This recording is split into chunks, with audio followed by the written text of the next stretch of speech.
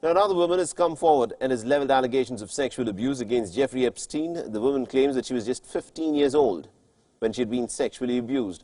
Now, the woman has called for Prince Andrew to come forward and share more information on this incident. Now, the survivor has said that she suffered, and I quote, a vicious and a prolonged sexual assault. Now, more than a dozen women have sued Jeffrey Epstein's estate for the alleged sexual abuse. And this development comes amidst the ongoing controversy over Prince Andrew's alleged ties with the sex offender.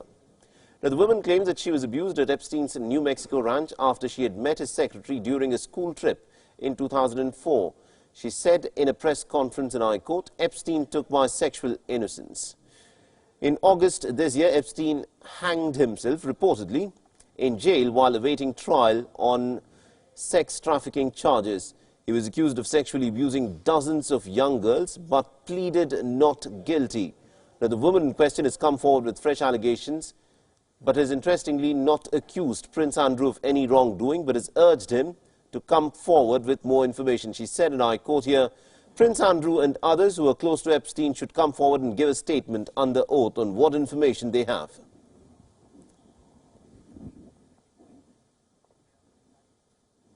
The corporate sponsors of Prince Andrew's project to boost entrepreneurs are reconsidering their relationship with the initiative.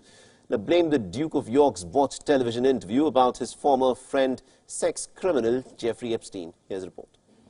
She was very specific about that night.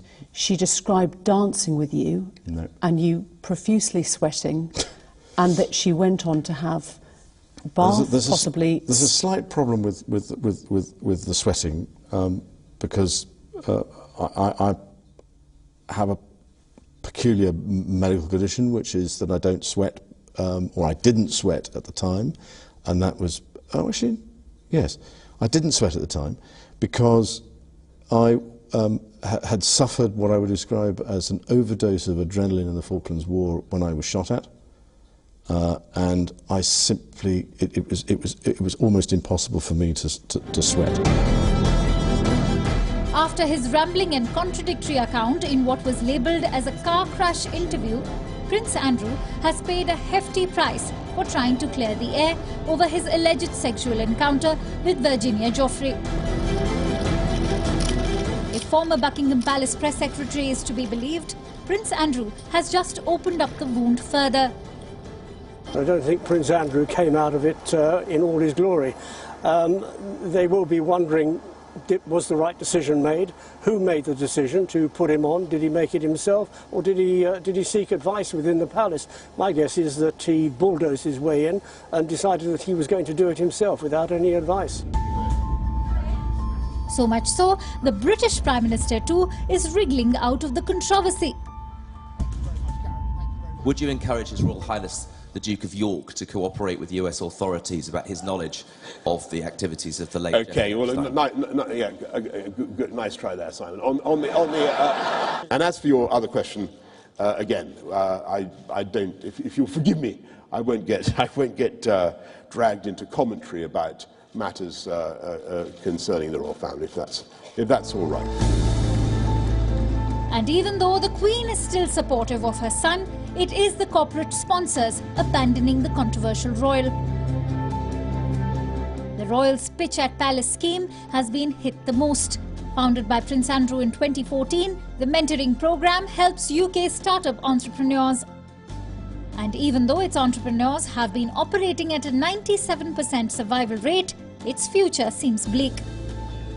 Here's a breakup of the fallout post Prince Andrew's interview. KPMG has decided against renewing its sponsorship of the Royal's Pitch at Palace scheme. AstraZeneca also announced it was reviewing its sponsorship of the Pitch at Palace scheme. A professional services firm and Pitch at Palace's global partner, Wion, has distanced itself by removing its logo from the scheme's website. A charity called the Outward Bound Trust is also reviewing the Duke's patronage. Prince Andrew, the son of Britain's Queen Elizabeth II, is just one of a number of high-profile people, including Bill Clinton and Donald Trump, whose past friendship with Epstein came under renewed scrutiny after the investor's arrest in July. Bureau Report, Wion, World is One.